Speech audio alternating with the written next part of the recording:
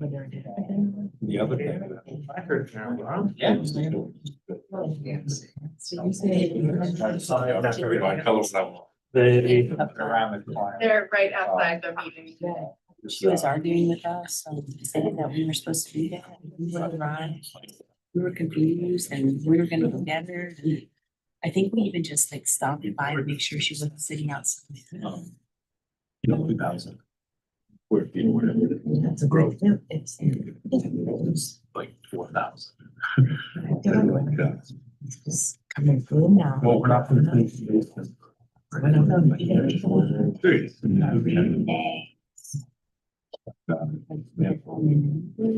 Air conditioning on the inside and it's hot kind of rain. Why? It's like, no, you don't. You're creating confusion when there is this ordinance. Yeah, I'm sure there's. You let them know they have to go to the ZBA. And that's when he's like, okay, nothing. People gonna call. Like, stay home. They're next to drink. I know, It's hot. but she don't, she can't. Thank you for everything that you do for somebody. Yeah, all day, like all that wind you guys do down there. What? What's that? Maybe just being like this. There you go, Heather. Those women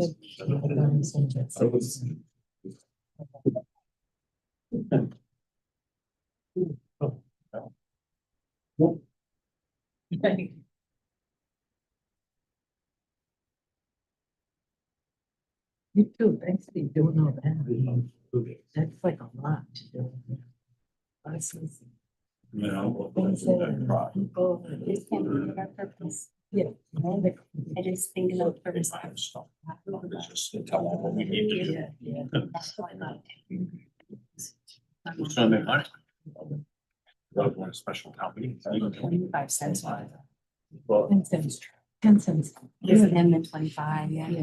Well, it's funny about your mother not driving that because my mother, you know, she never got a license. Condition of price of like. So she was always depending on the bus service, so we never. So we'll wait about another minute for people to get settled. We'll get going. There was transit. Yep. Right, they take really good care of them. Massachusetts, where there was MBTA. She had to be on MBTA service. We don't want to because they don't grab. So. Crazy busy. Used to talk about this transportation. Between DOT kicking off their work with some right of way for Sagamore. No. They're doing resurfacing it as part of the offsite improvements for Target. And that's how we. And then just our normal time, every developer under the fund wants their approval now for some project they should have started 3 months ago. Yeah, that was one of the things that I, like I said, We've had our handful, submitting all our industrial space being added now. We have four new full-size industrial like warehouse building for tenants.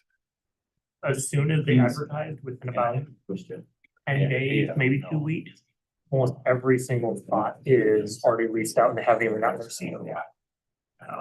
We had it was SL chassis stuff up on the north side of town, but there was a report on real estate availability from about 6 years ago, stating we were at sub 5%. Yep.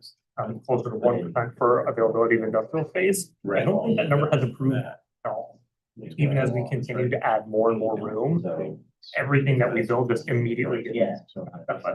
So we have been very, very busy with that and a couple other large housing projects that are trying to move now. The board's entertaining on the other side. like 100 and something units, I think 108 units, like smack in the middle of town. Right. It's big. For Nashua, that might not be that insane, but for the town, Right. but like it's been done with Hudson, it is Get a a lot better. better. Mixed together. They could. By the way, and you pick your brain about something. Yeah. After that, working on some writing. And that was one of You the. figure out where, I think it's a piece of case law, but I can't figure out Keep going. if it is. Back then. With that truck. 6 months or so, you know. Yeah, so how bad do we like, do we make it to the next meeting? If we can. If we can't. I met Kyle. Find it useful to pick up that price. Sustainability fears, so that was good. He introduced himself, but yeah, I don't know. He's a very quick study. yeah, It'll be, good. they'll be in good hands with him. Yeah, it seemed it, right? Yeah. it seemed- All right, I think it's time to get going. It's, We'll babysit them. everybody's time is valuable and thanks for being here and being out, online. So this is. Yeah. So this is the Wednesday, April 8th meeting of the NRPC Transportation Technical Advisory Committee. And I think the first order of business is to do some introductions. My name is Matt. I'm the NPO coordinator here, and we'll go this way for a change. Hi, I'm Salem Quinn. I'm the Administrative Communications Coordinator here at NRPC. Jamie Carr, Executive Director at NRPC. Jeffrey Allen, Town Administrator for the Town of Limeboro. Mark Chamberlain, Town of Limeboro. Eric Pretzer, Engineer, Town of Merrimack. Emerald Morowitz, NRPC. Nancy Cashin, NRPC. Terry Dolan, Town Planner for Milford. Donna Masso, Mobility Manager here at NRPC. Camille Correa, Transit Administrator for Nashua Transit System. Wayne Husband, Nashua Traffic. Here at HTES. Lavenda Kinchi, City of Nashua Sustainability Department. Nick Germain, Town Administrator. I'm Greater Town of Hudson. Great, and again, Beauregard. Hi, Jen Borgard, Town of Pelham. Great, thank you. And Denise. Hi, Denise Sherburne from DOT. Thanks, Denise. All right, moving on. You probably will recall we didn't have a meeting in March, so aren't any minutes from March, but we do need to approve the February meeting minutes. So I'll give you all a chance to take a look at those. They are in your packet. They are section 1. And when you are ready, we can just adopt those.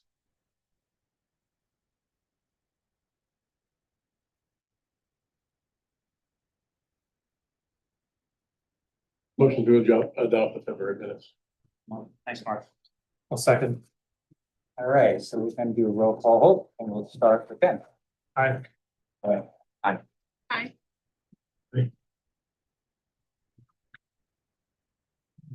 Hi. What about Terry? Abstain. I'll abstain. Aye. And then let's see, Jen, I abstain. thank you, and Denise. I abstain. Thank you, the motion carries and passes. And I'll note that Mr. Hudson, it's arrived. Thank you. Appreciate it. All right. So, moving on to TIP Amendment 4, I'm going to pull up a little presentation and it is in your meeting agenda packet, and that would be attachment.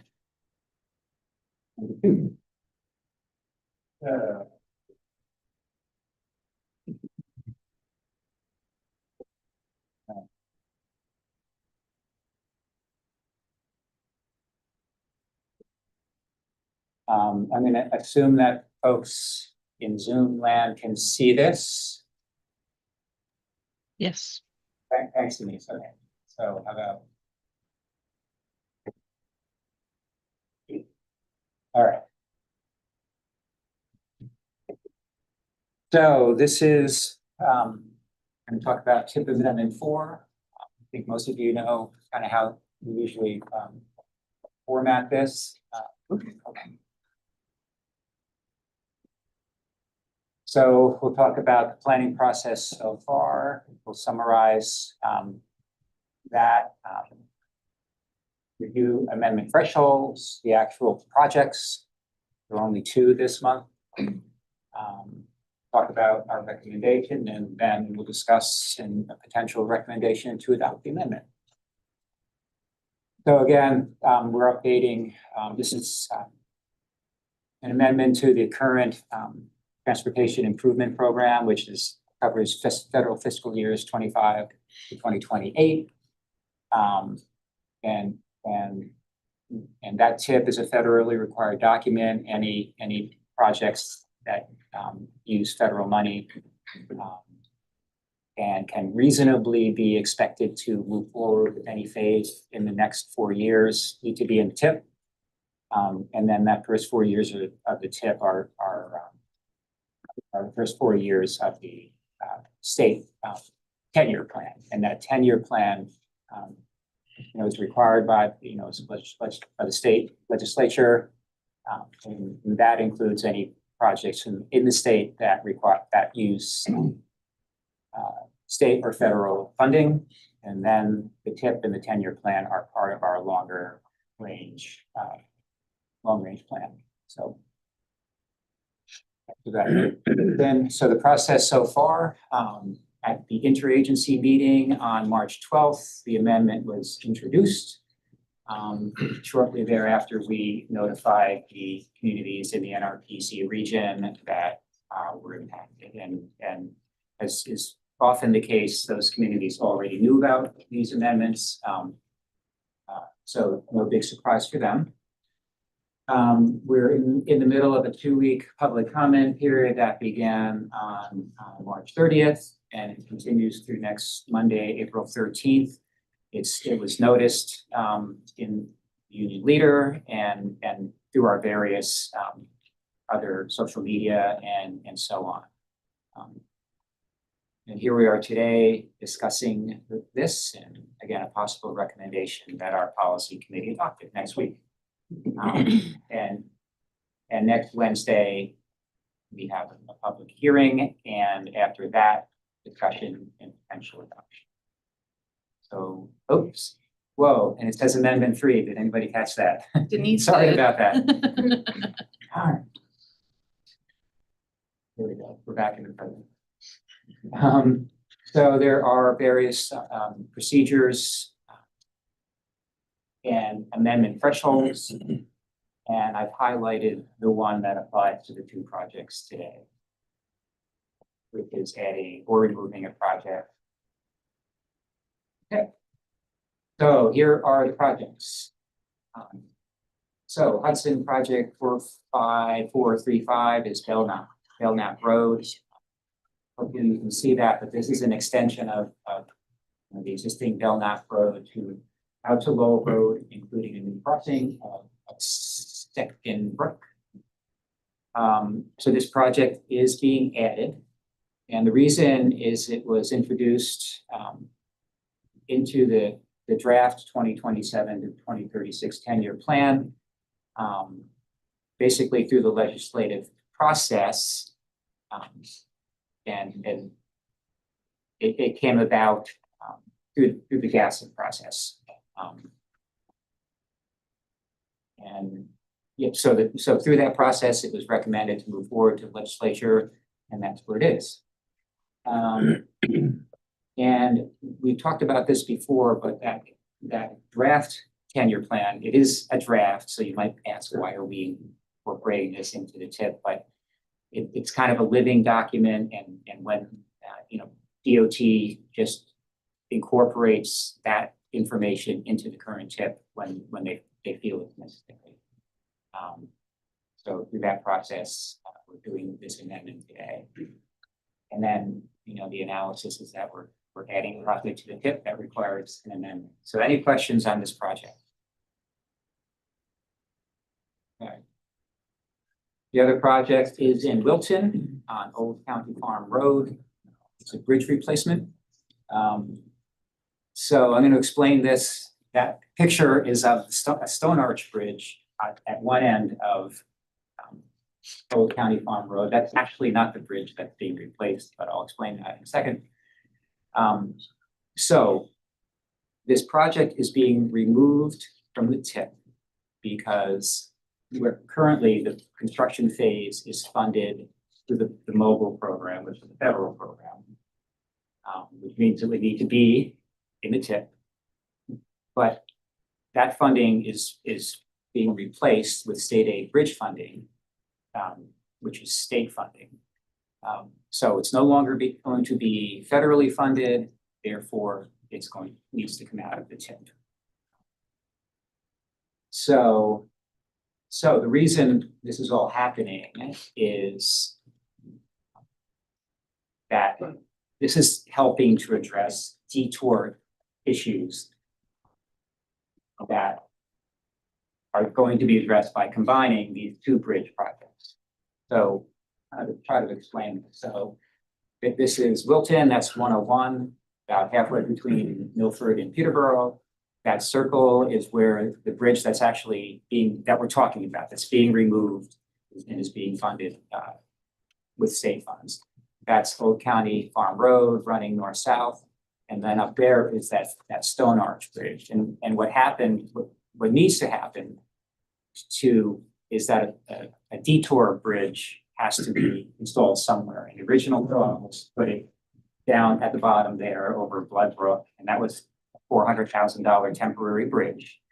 And stakeholders, and you can jump in if you want, but what happened was in discussions between the town and state agencies and others, they thought, well, why that temporary bridge would be removed at the end of the process, $400,000 bridge.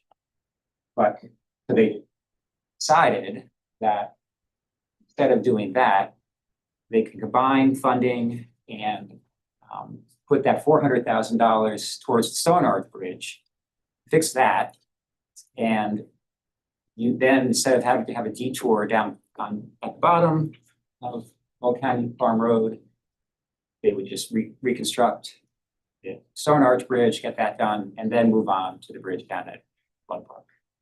So it's kind of cool that they got together and did that and combined those.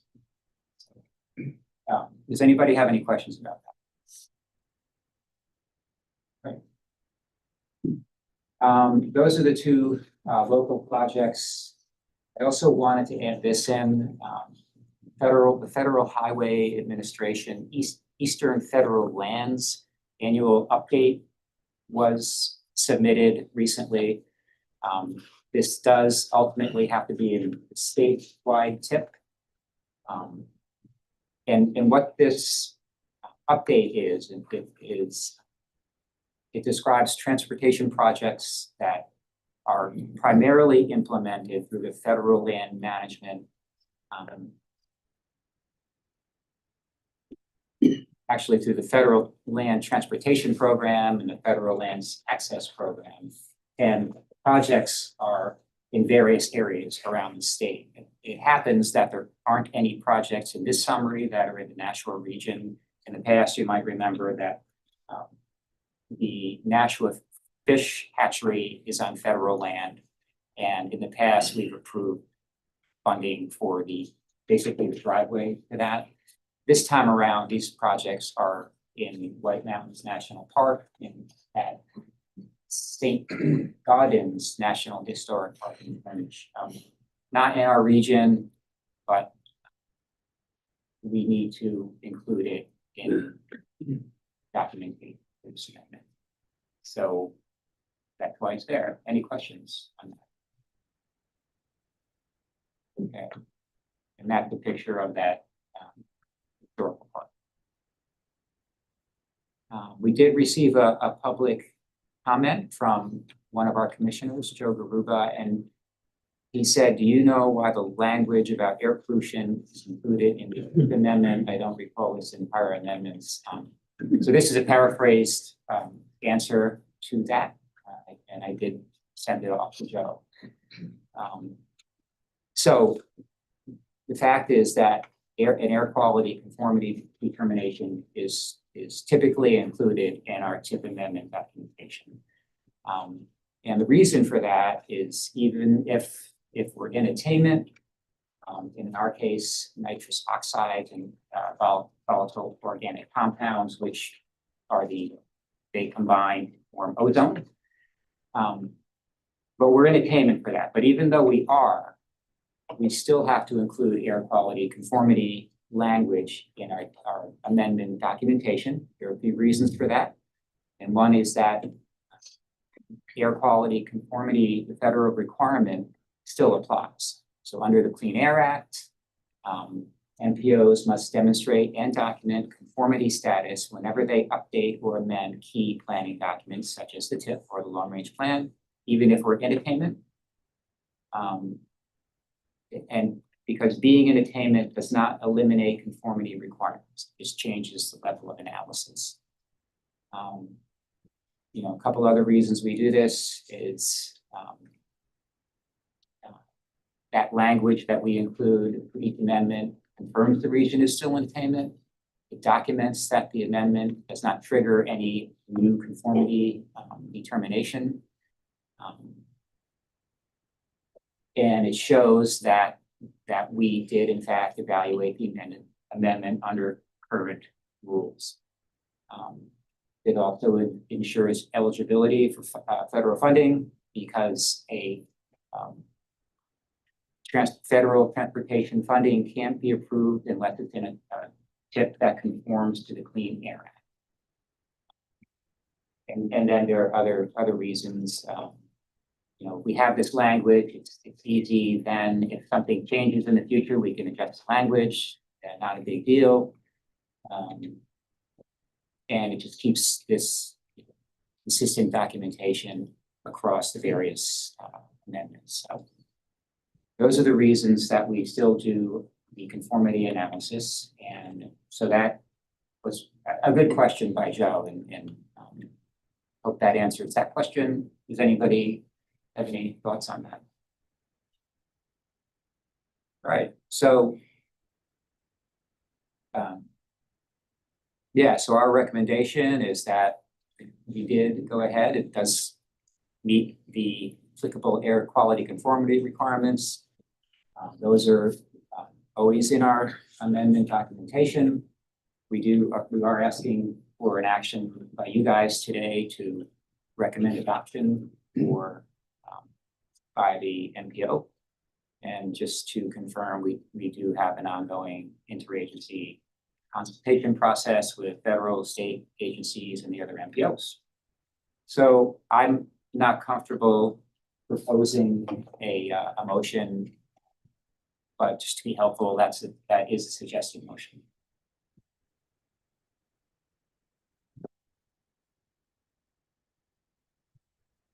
Make the motion as written. It's Mark. Thank you, Mark. So anybody want to second that? Second. Is that it? Yeah, thank you. All right, we'll do a roll call and we'll start with Ben. Aye. Hi. Hi. Aye. Aye. Aye.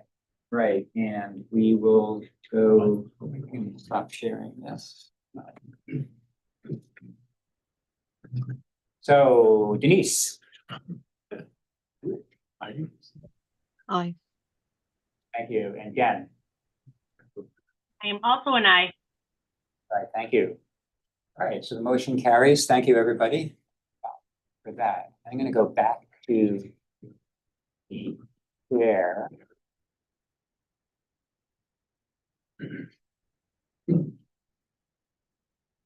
So just to kind of continue on here, the next agenda item for March and April minor revisions, those are attachments 3 and 4 in your package. And the March minor revisions were included back in March when we sent out the cancellation notice, and I don't know that we need to go through those because I haven't heard any comments on them.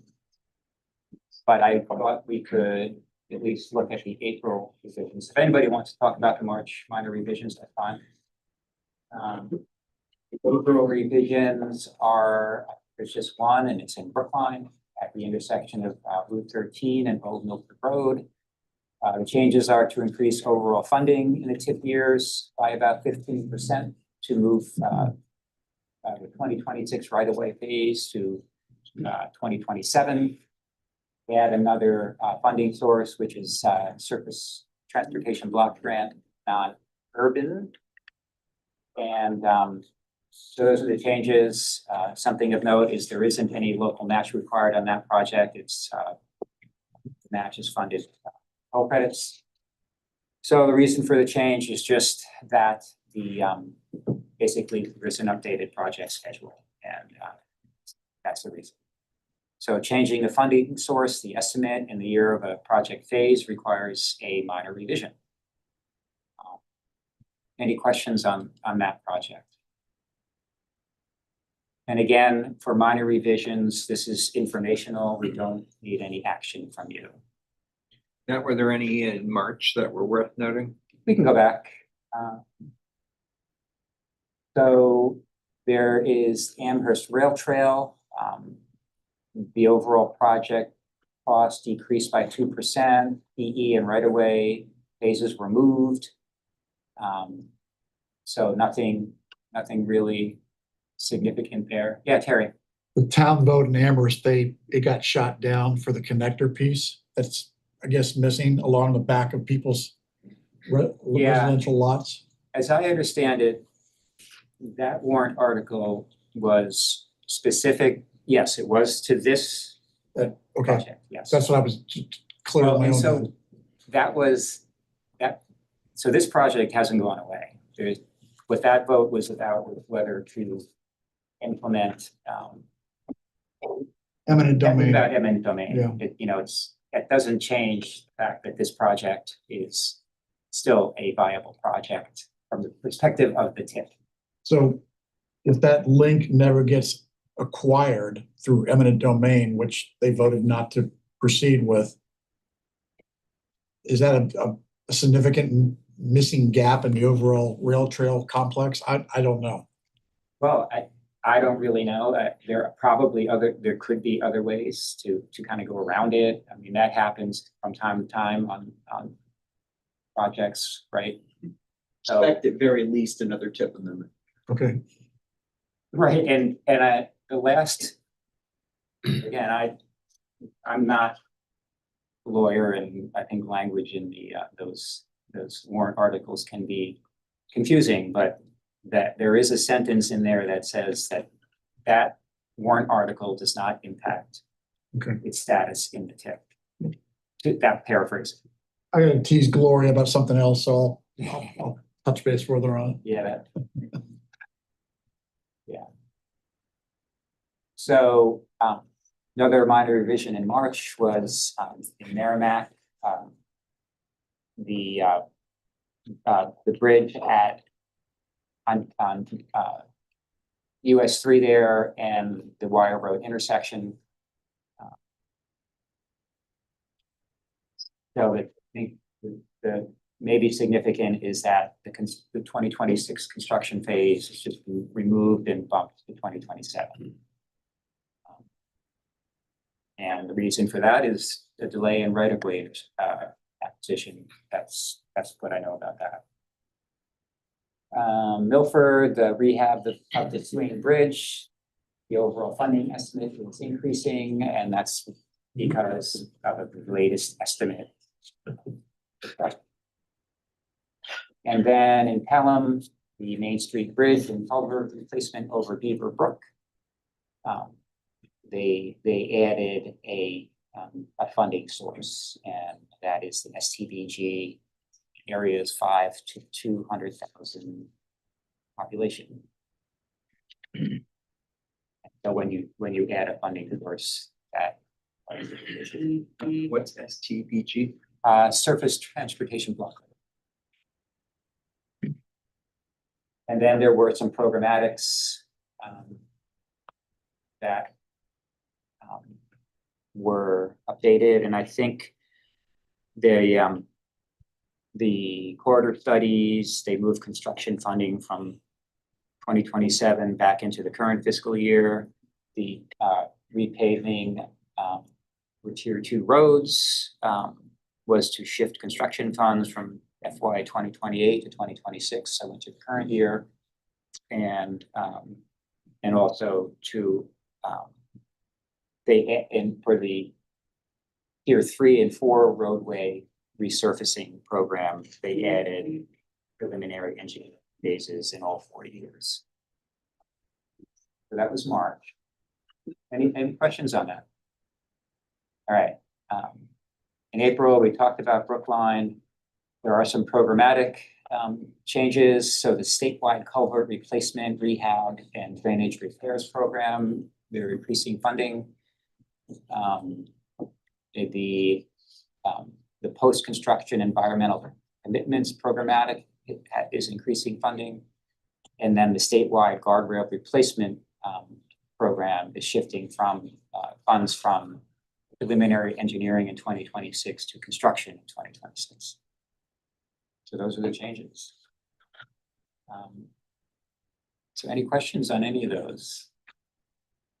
All right. So we can move on to our 2026 field data collection program. Tyrell, usually once a year in the spring when that's picking up, when we're getting out in the field, we like to give an update of what we're capable of doing and so on and so forth. Maybe the buttons up here. Hi, everybody. It's spring, and warm weather's coming, so we're going out in the field again. We're going to be doing a lot of traffic counts in the area and continue the bike and pedestrian counts, as well as our seventh program that we partner with UNH T Squared with for using the SAIDS system.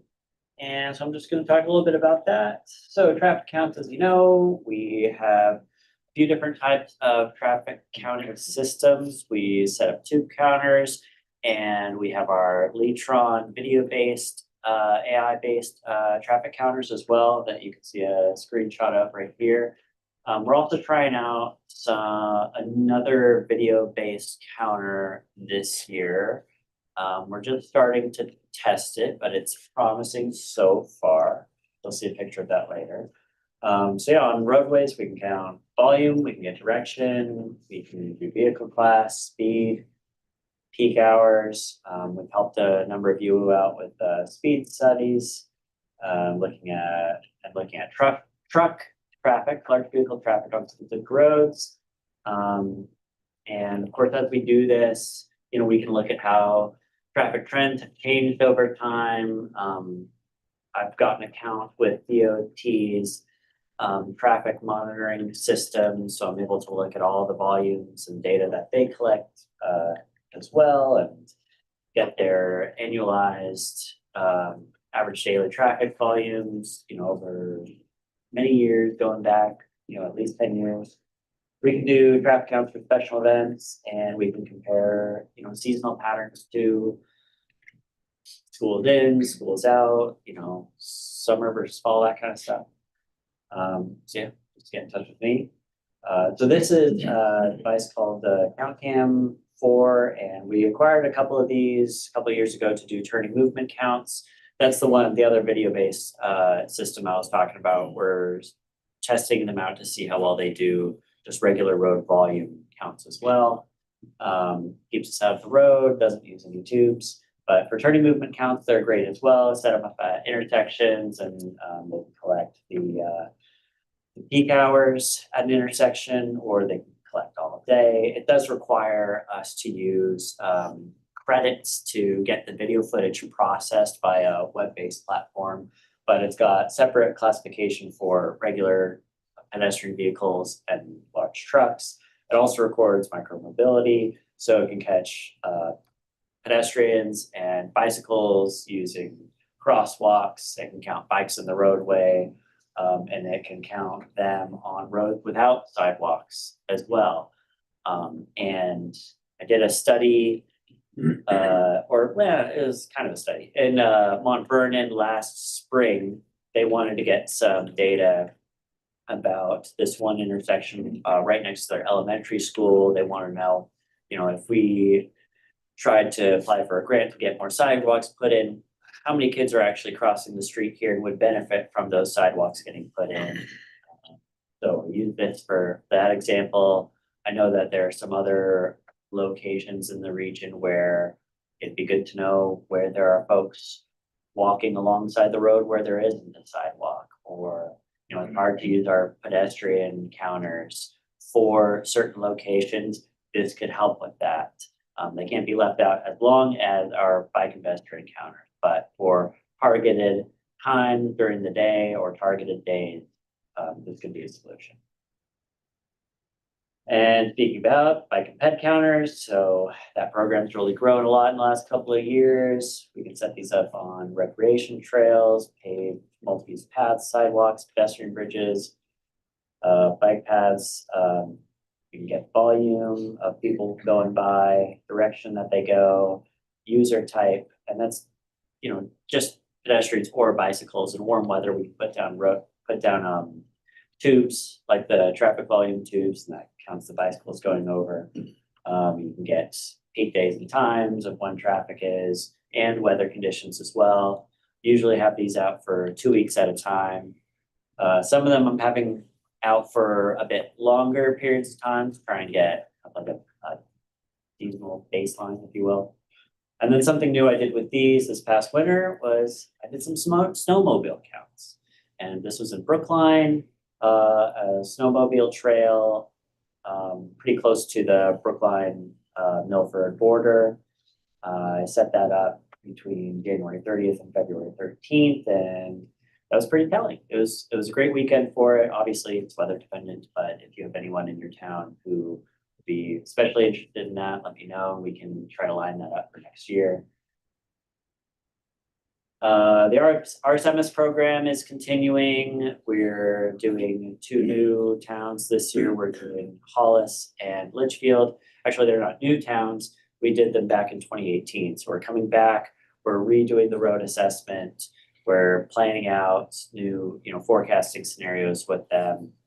And, all that is to try and help the town, forecast future conditions and repair costs and have a strategy that they can stand behind for trying to maintain the roads.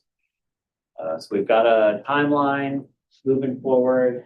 2026, Hollis and Litchfield. Next year we'll be aiming to do Hudson and Mason, and the year after that, Merrimack and Lineborough.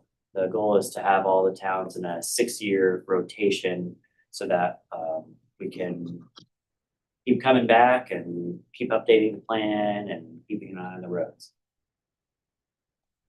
There's also the pedestrian infrastructure data that is hosted by SAIDS, and we've done this for a few towns. We've gone out and we've assessed sidewalks, curb ramps, crosswalks. You get, conditions of those features. Obviously, those assets get mapped. And then it's a great way to kind of look to see how compliant your assets are with ADA standards.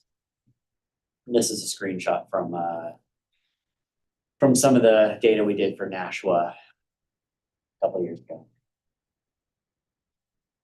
All the data has a GIS component. So if you're interested in that, if you have a GIS person, or if you want that, mapped, that's easy. Our data is all publicly accessible. We've got a traffic count viewer. We've got a bike and pedestrian count viewer. All the RSMS reports, all the completed reports are available on our website. And I can help you with any questions that you have. Any questions right now? Okay.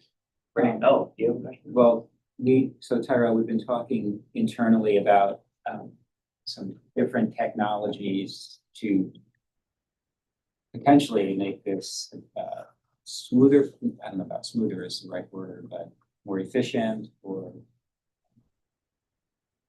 a different process, and there's different technology now that you've been talking about. Yeah, always interested in trying to make things more efficient, or seeing, what other tools are available to do these tasks. So if you have any leads or have any questions about that, let me know. I'm investigating some stuff right now. Yeah. I just wanted to mention, have you heard of Strava at all? Yeah. So, have you seen the Strava Metro? Oh, No, not exactly. it's basically they take, when you use Strava, so Strava is essentially a way for you to track your rides or any workout that you have. And so there's an option on Strava that you can mark it as a commute. And so that, they use that data to essentially track the heat map of commuting throughout, wherever it is. So they have a heat map that you can get for free online through Strava, and then Strava Metro, they essentially, as long as you're partnered with them, and I don't know what they classify as being partnered, in fact, there's some sort of cost to this, but they share this data to metropolitan areas if you contact them. So it's something that would be kind of cool to see, because Strava data, you can take your own Strava data and download it as either like a KML or a KMZ, and you can throw it into ArcGIS. Yeah. So it might be something to look into. Yeah, I've been aware of that. I haven't dived into that. One thing about the Strava data is it is voluntary. So it's only the people using that app and reporting their activity on it. So there's kind of like a, what's the right word? It's not like anybody. Smaller. Yeah, right, exactly. But that would be need to check out. I haven't investigated that. Yeah, I can send it to you guys if you'd like. Sure, yeah, I'll take that. Thank you. Yeah, Ben? And I don't know if this is a service possibly offered at the moment, but the thing I would love to see is a way to figure out, because I'm sure a lot of other towns have this problem as well, is we have areas in town where our sidewalk network is patchy. Yeah. So for example, on Lowell Road, sidewalk will be on the right-hand side of the road, and then it'll stop somewhere. Maybe there will be a gap of like 50, 100 feet, and then it'll start on the left side of the road. The thing I'd be curious to see is if there's a way to figure out how are people currently what are the path of least resistance people are taking? Because part of the initiative we're trying to do right now is to fix that, is fill out those sections of missing sidewalk. And the question therein is, well, do we continue on the right-hand side and do a crosswalk up here? Is that what people are doing? Are they crossing now? It's just trying to figure out how are people naturally traveling so we can make our travel network match what people naturally want to do. Cool, yeah.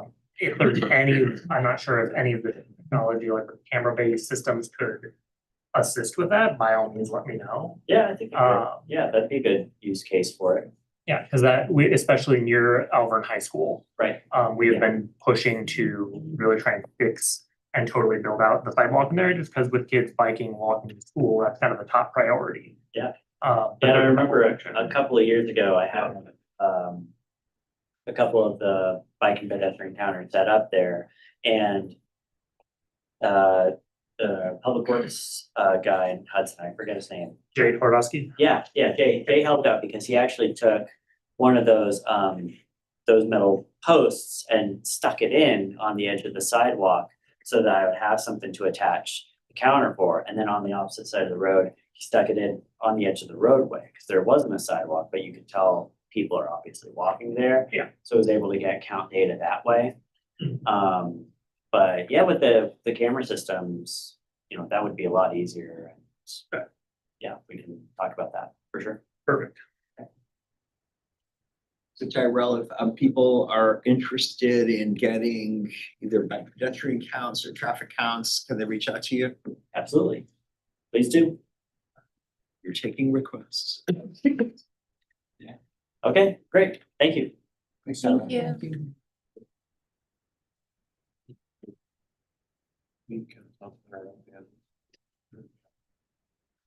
right, so moving on,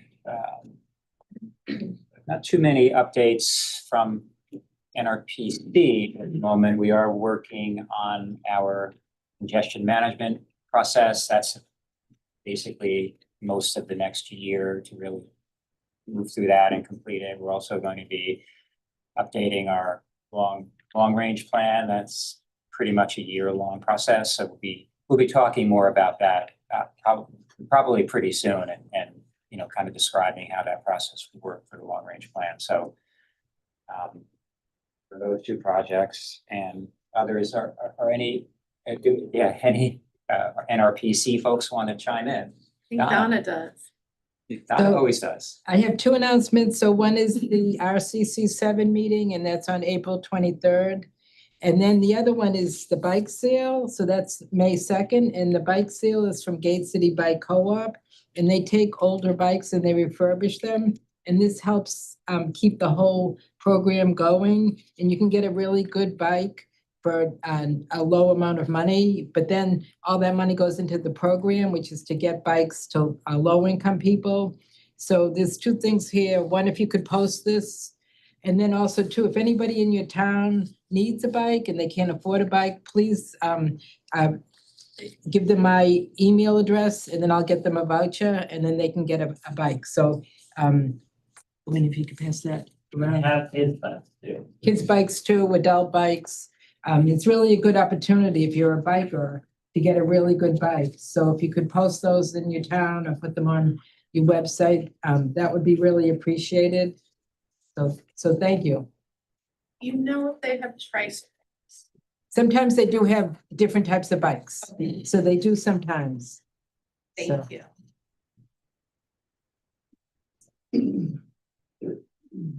Anybody else from NRPC?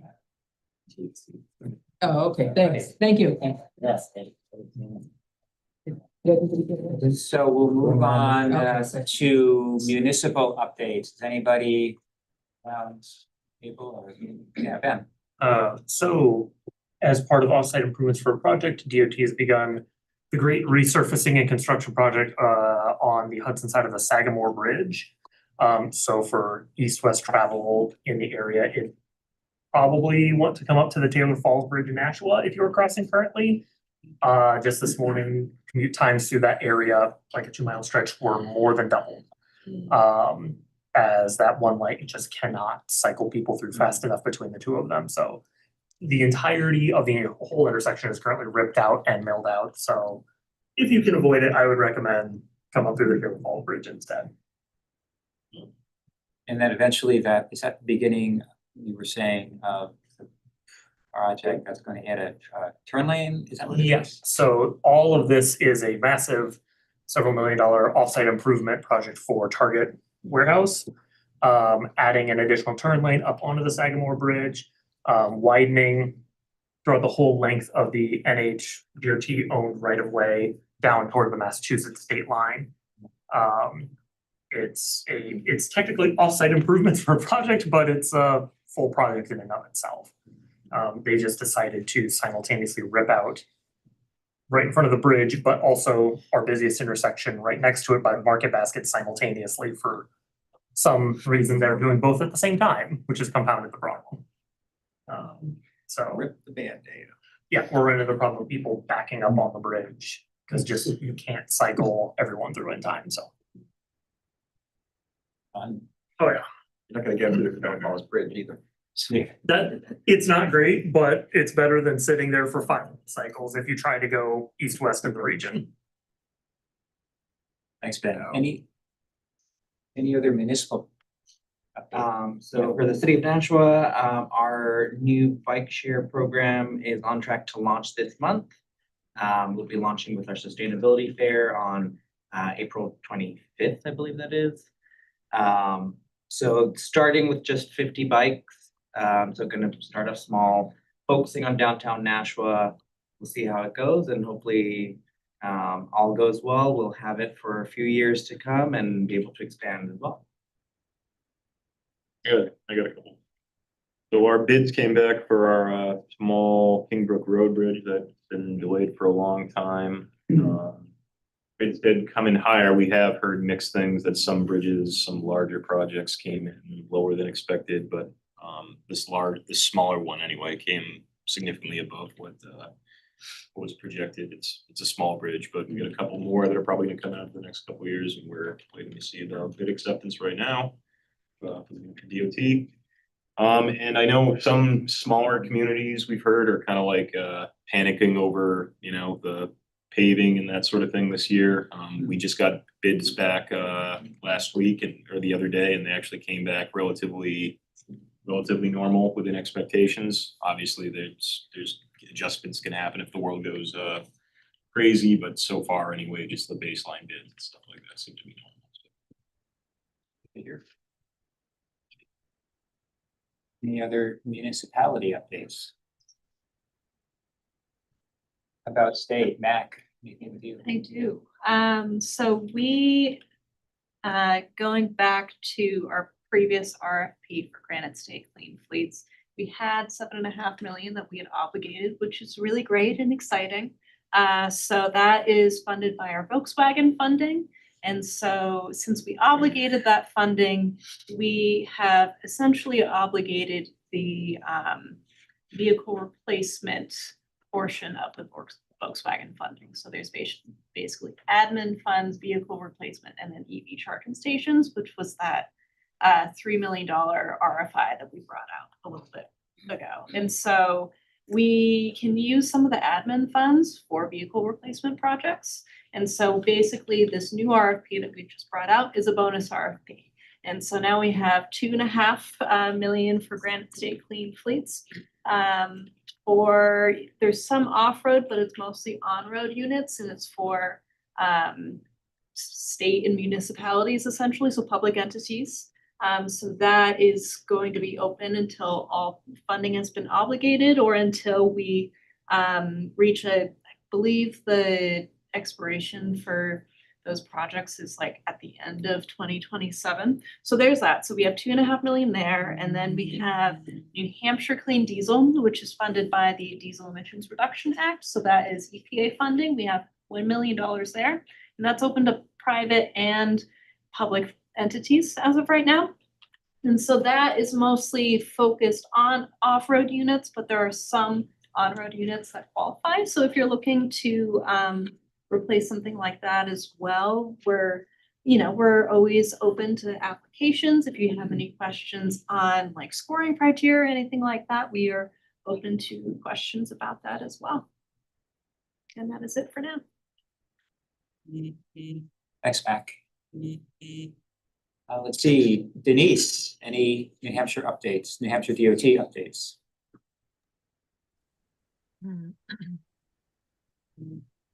Not to my knowledge, is that. You're still muted. Oh, I am? we No, can you're hear you now. There was Okay. a little delay there. No updates. We're still in our public comment period for amendment 4. So that's the only update I have. There's no other updates. Thank you. Thank you. All right. So does anybody have anything else they want to talk about? All right, well, how about a motion to adjourn? Moved. Unanimous. We won't take a vote on that. Thanks, everybody. Appreciate it. Thank you.